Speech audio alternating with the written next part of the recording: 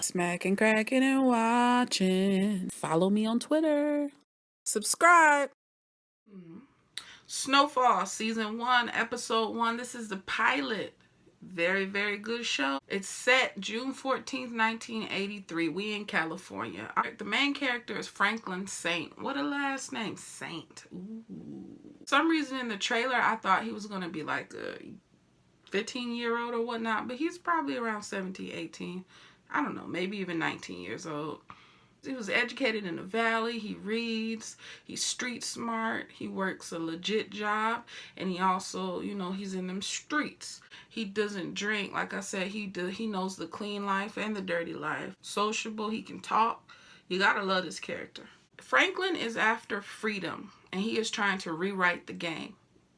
Let's get to this episode. As far as the scenery and the way that the show is shot, it's pretty beautiful. I've never been to California. However, just seeing the shows, you can appreciate the scenery.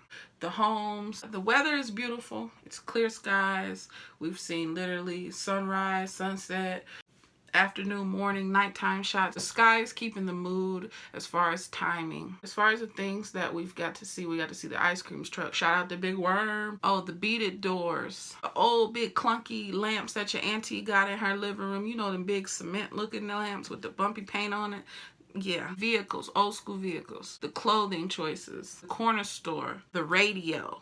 Because you can't go without the radio. Soundtrack is lit. Started off by playing a song. I know most folks know it as Tupac, California Love, but Joe Cocker also did it. It made me think by the time we got to the end of the episode, I said, I wonder did John Singleton get Joe Cocker's catalog, because he did California Love in the ending song, Don't Let Me Be Misunderstood, which is also by Joe Cocker. So that's what made me say, okay, that might be what's popping. And a funny fact too is the intro song, the California Love song, was also redid when Tupac did it. Roger Troutman from Zapp and Roger from Zapp and Roger Troutman, he was singing California Love, and then they were playing Cutie Pie all through the episode. So small world when it comes to the music game, I guess. Started off at like this amateur wrestling event. We see the same kid that was in the hood, Franklin, our main character. He's at this same event.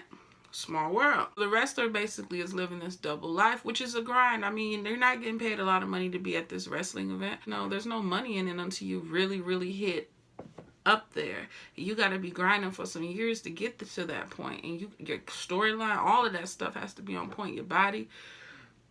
It's a hard game. He's basically propositioned of, you go do this job. If you mess up, there goes your family. All of this stuff is going to intertwine. It's pretty interesting. Then we start seeing drugs, sex, and music. It's just nasty. Guys getting domed, snorting cocaine. It's a straw going up somebody's. It's a lot of no-no zone stuff going on. Just not Baptist, not Kojic, just not certified correct. Just some old foul, nasty stuff. But one second this guy's in like pure ecstasy, the next second he's in the exorcism. He's just on the floor seizing. It's just, he died. I mean, obviously. You see what straws will do to you if they ain't used properly? You put them in your cup, not in your... So this guy who looks like Little Dicky, if y'all like Little Dicky the rapper, go ahead on and drop a comment below. But this guy, his name is Teddy. Teddy is working. He on his come up. He's 20-some years old. He's got a decent job, in the field that he's in. But he wants to be the man. He wants that bread. He's like Ray Donovan. If y'all watch that show, Ray Donovan, he's a cleanup man. He's a fixer. And he's on his way to what he feels would be the top. Everybody in the show is trying to get to the top of the game. It's a game. It's a rigged game, but everybody's on their way towards that top. Some will make it, some will die, some will die trying, and they're cool with that. That's the nature of it.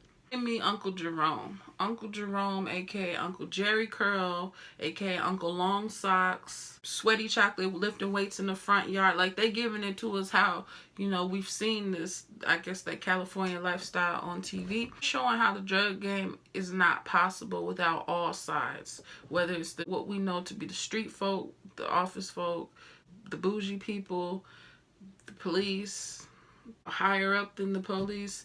All of them are in it.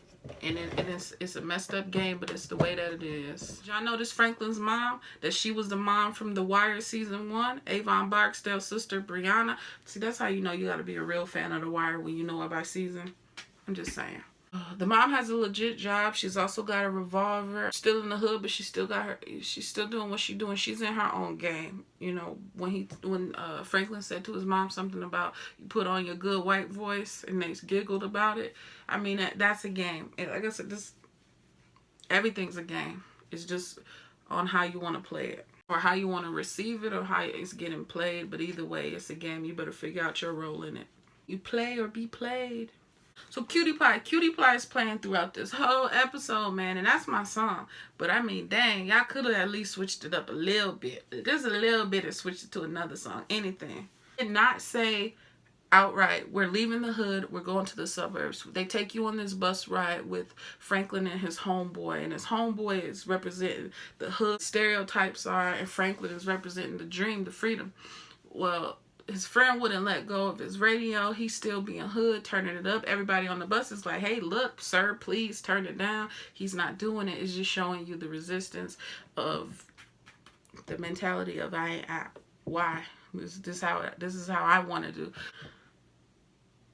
Franklin's different. They're showing you he's a different type of guy. He's got the gift of the gab, and he makes friends with who he makes friends with. Also because of, you know, where he went to school. As soon as you get to the house, it's just blowing bodies. They on the set of like a porno. It's a porno set. Just nastiness going on all around. When they leave the house, his friend says, man, why you want to leave here? Franklin's like, it ain't home. Everybody's age is pretty young on here. Even the auntie. I really like the auntie and uncle. You know, they seem like they dang near 30. Teddy's 28. Franklin's got to be, what, 18, 19? It's a young man's game.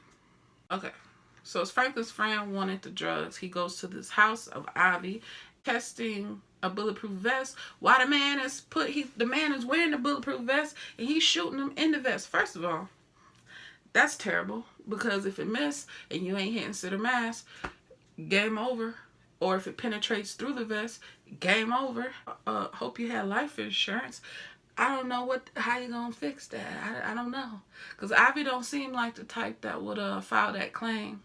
And Ivy don't seem like the type that would actually let the police come to his crib where you died.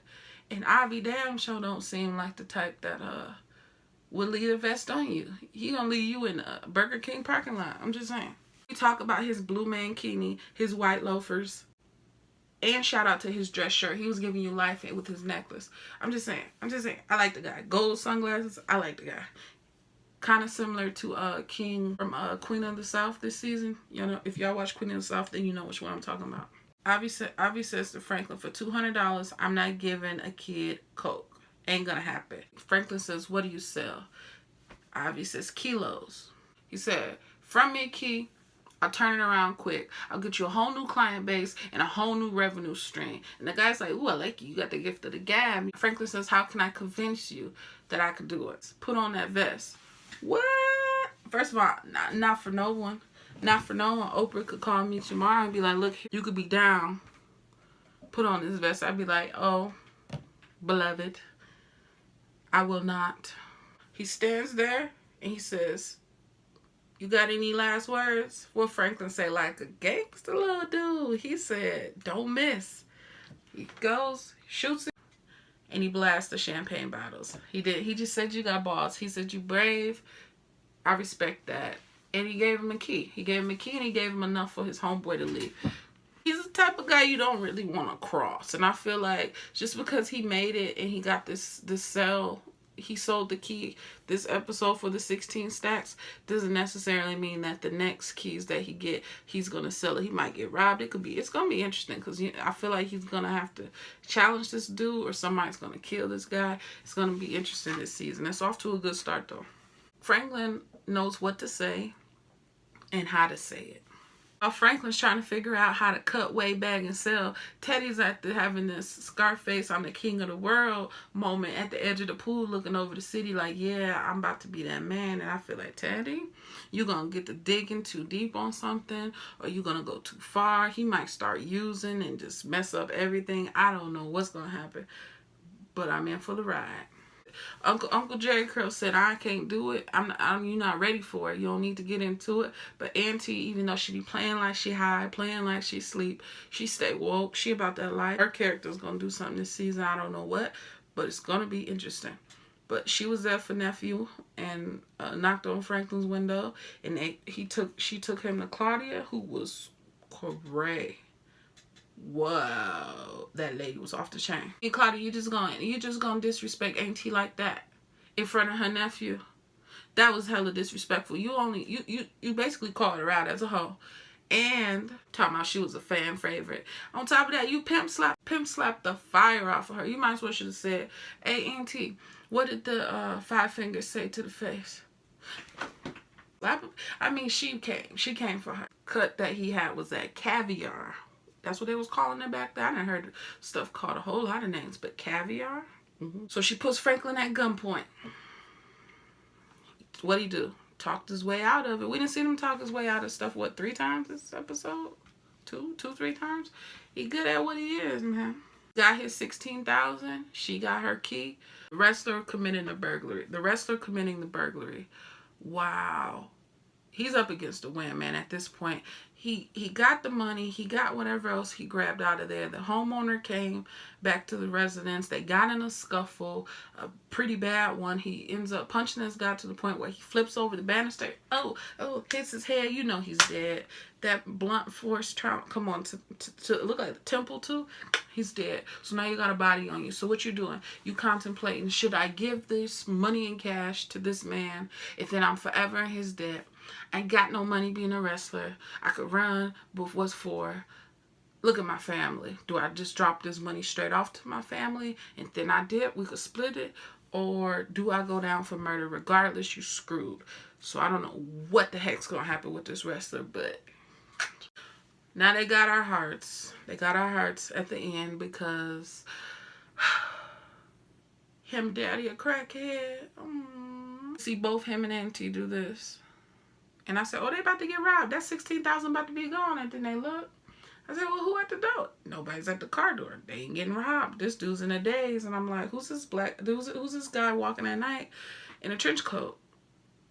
Walking aimlessly. And it ends up being Franklin's father. That was sad. He's dang near about to cry, but he doesn't. He just got, he's got the big brother alligator eyes. You know how your big brother won't cry? He'll just hold it in when y'all was younger. Oh, I'm the only one with big brothers like that? Okay, whatever. Anyway, he had the big brother alligator crocodile tears about to drop. And he's like, just drive the effing car. Teddy's still investigating. He won't give it up. Like I said, the wrestler's figuring out his family and the money. Franklin is focused on his goals. Joe Cocker came back and finished this episode off with that song, like I said in the beginning. Don't Let Me Be Misunderstood. And that's completely what those characters were feeling. Dope show. I really like it. John Singleton and whoever else is involved. Hats off to you. I'm going to be here the whole season. Drop a comment how y'all felt about this episode. Did you like it? Do you like the soundtrack? What do you like about it the most? Good to be black on TV, y'all. Black is back. And we on TV. Shouts out to all the brown folks working. I feel you. Good show. Good show. Good pilot. Like, comment, and subscribe. Follow me on Twitter and Instagram.